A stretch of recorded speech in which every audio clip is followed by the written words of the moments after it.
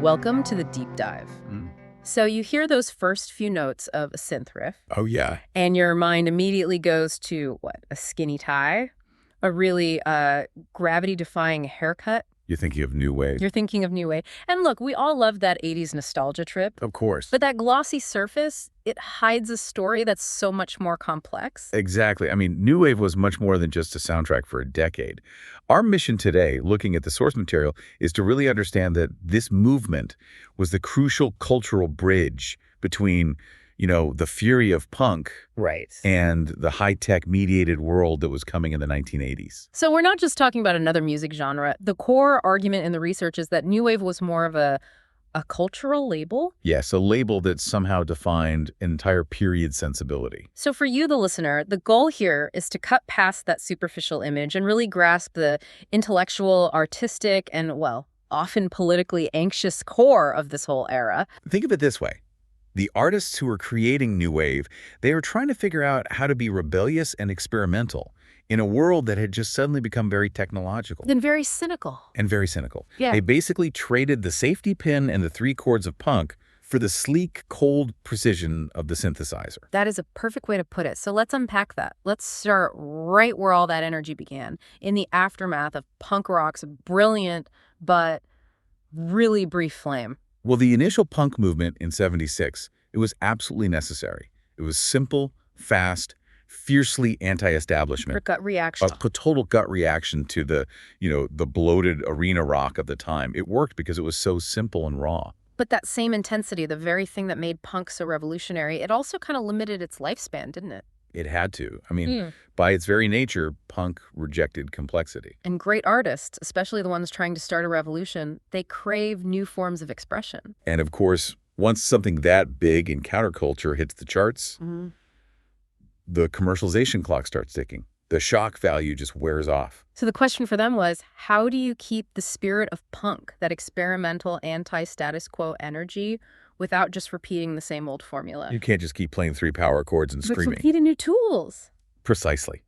And they chose to dramatically expand their musical vocabulary. Right. So new wave became this catch-all term for that whole intellectual and sonic evolution. So not a rigid genre with strict rules. No, not at all. It was an artistic movement. It brought in art rock sophistication, but also this aggressive electronic expansion. It took punk's raw frame and just built something way more complex and nuanced on top of it. And what's so fascinating to me is the duality within that term. When we say new wave, we're talking about two, radically different sonic goals that were happening at the same time. That duality is the key to the whole era. On one side, you had this dark, deep, and really experimental post-punk sound. Yeah. These were the artists exploring, urban grime, existential dread, alienation. Think of bands like Joy Division. Who then became New Order after the tragedy of Ian Curtis. Exactly. Or a band like The Cure.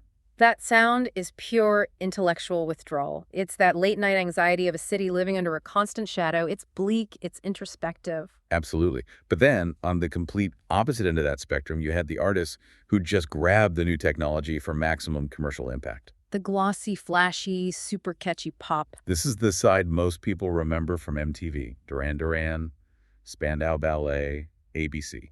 They kept the style, they kept the edge, but they were aiming straight for the dance floor and the charts. So both groups were rejecting the rock that came before them, but one used complexity to find darkness, and the other used it to create this dazzling, high-fidelity pop. It's like an ideological battle fought with instruments. And both of them shared that same punk DNA, that desire for something new.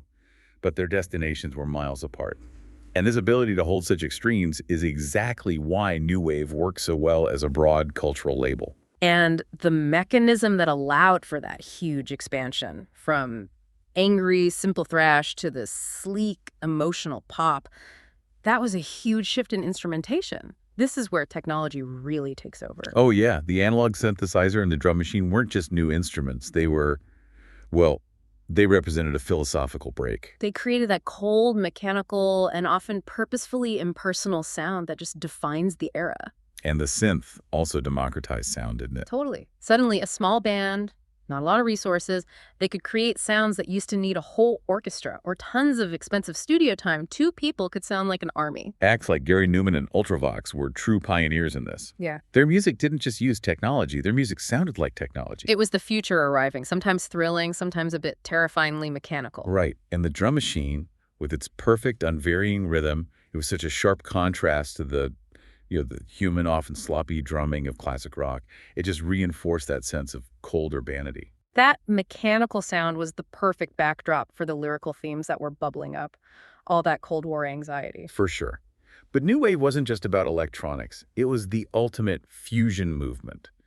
It totally broke rock's traditional boundaries by just fearlessly looking outward.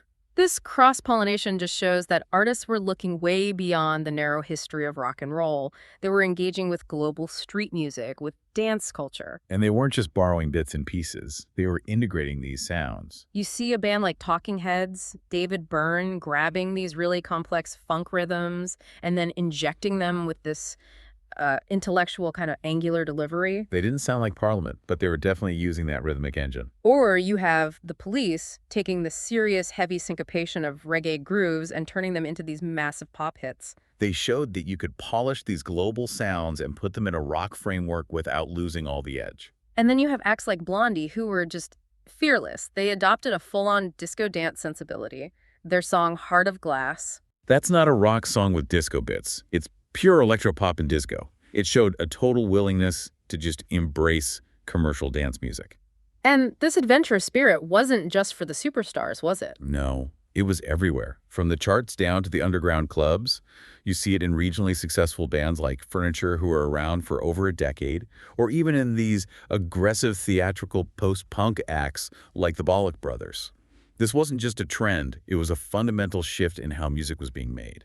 So you combine that new mechanical sound with the social environment of the late 70s, early 80s, the Cold War tensions, fear of social decay, and you get these intensely satirical and anxious lyrics. Absolutely. The lyrical content was just overwhelmingly focused on urban alienation, that gnawing anxiety of global conflict, Right. and this deep, often hilarious satire of technological society and conformity. And nobody captured that satirical spirit better than Devo. Their entire aesthetic, the jumpsuits, the jerky movements, it was all an ironic performance. It was social criticism acted out on stage. Right. Their album New Traditionalists is the perfect example of that critique. They were commenting on societal regression.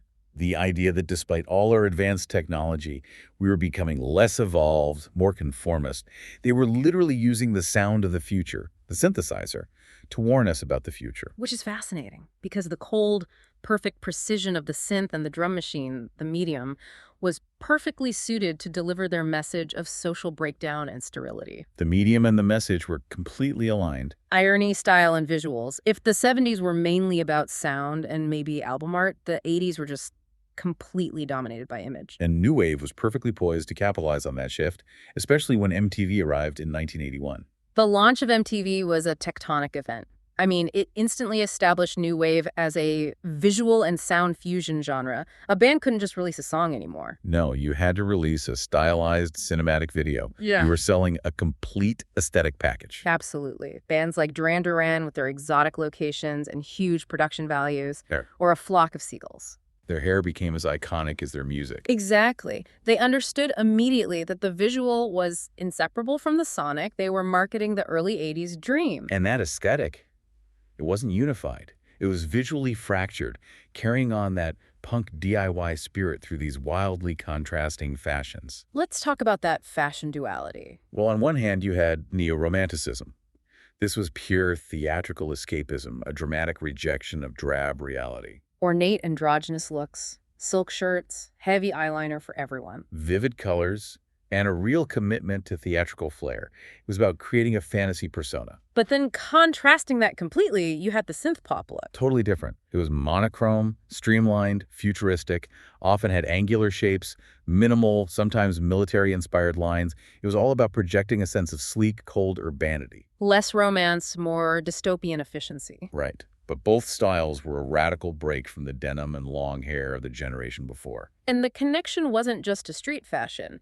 This movement had serious intellectual credibility because the art world was deeply involved. Look at Talking Heads again.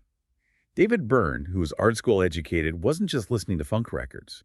He was drawing direct influence from conceptual and minimal art movements in New York. So their music was designed to be intellectually engaged. And structurally rigorous. And in the UK, the visual language was deeply tied to pop art history and the revolutionary fashion of figures like Vivienne Westwood. Who started in punk and has evolved right into the new romantic world. Which brings up the critical question. Why did this specific explosion of intellectual, technological, and visual culture happen across multiple continents all at the same time? What was the geopolitical fuel driving it? The context is everything, and it was so different depending on where you were. Let's start with the UK. The UK was the birthplace of punk, but by the late 70s, it was just mired in economic crisis. High unemployment under the new Thatcher government. This created a profound sense of closure without a future for young people. And that despair translates directly into the sound of those darker post-punk bands. Absolutely. The bleakness of Manchester, the anxiety of London's unemployment that fueled the introspection and detachment you hear in bands like The Cure or Joy Division. Music was the only outlet for a generation that felt abandoned. Now contrast that with the US, specifically in New York. Here, new wave spread as this intellectual, experimental music linked directly to the downtown art scene. It wasn't fueled by economic despair so much as by intellectual freedom. Incubated in those legendary chaotic clubs like CBGB and the Mud Club. Exactly. It was the sound of artists moving from the raw energy of early New York punk to something more sophisticated and performative. So in the US, intellectual energy from the art world. In the UK, it's despair and economic anxiety. And then there's the third major hub, Japan. Japan gives us a completely different backdrop. You have the tail end of this period of high economic growth and rapid technological progress. So these artists weren't responding to collapse, they were responding to hyperspeed innovation. Which led to the emergence of acts like Yellow Magic Orchestra YMO and Plastics. They became known internationally as techno new wave. And they celebrated and sometimes satirized technology from a highly advanced, non-Western point of view, often with a cleaner, sharper electronic sound. So new wave really was a global response to shared technological advancement and differing economic anxieties. That geopolitical context is what lifts it so far beyond just being 80s music. It was a reflection of a generation's consciousness worldwide. But as with all revolutionary movements, the mainstream eventually catches up and the edge gets dull. It seems inevitable that a sound like that would eventually get sanitized. How quickly did that happen? By the mid-1980s, the experimentation had largely been absorbed.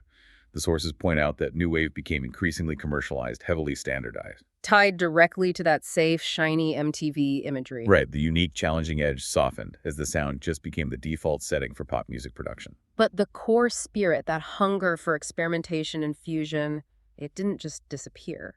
And that's the enduring so what of this deep dive. Its legacy is in everything that came after it. The experimental ethos was carried forward immediately. You see its direct inheritance in the foundational alternative rock bands. Like REM and the Smiths. Their intellectual literary songwriting style came directly from the post-punk side of new wave. It proved that intelligence could coexist with guitar-driven rock. And of course, the technological inheritance was massive. It shaped all of modern electronic music. The synth pop and electropop evolution, starting with bands like Depeche Mode, essentially standardized electronic music structures.